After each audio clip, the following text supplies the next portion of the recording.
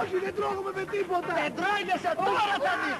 Κανίβαλοι, σταματήστε. Τι πράγματα είναι αυτά. Σταματήστε σας λέω. Θα το σκοτώσετε το παιδί. Γελάτε και από πάνω. Θα το πούμε. Ναι. Κύριε καθηγητά, είναι ψεύτικο. Το κεφάλι του.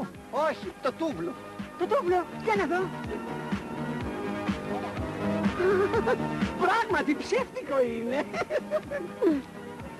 Παιδιά, να το κρατήσω να κάνω κι εγώ μια πλάκα στον κύριο συνάδελφο. Φυσικά, μόνο μια στιγμούλα να το ελέγξω τη βαλβίδα. Από κάπου χάνει. Ορίστε! Κύριε συνάδελφε! Στο κουφού την πόρτα όσοι ανακατεύονται με τα πίπλα.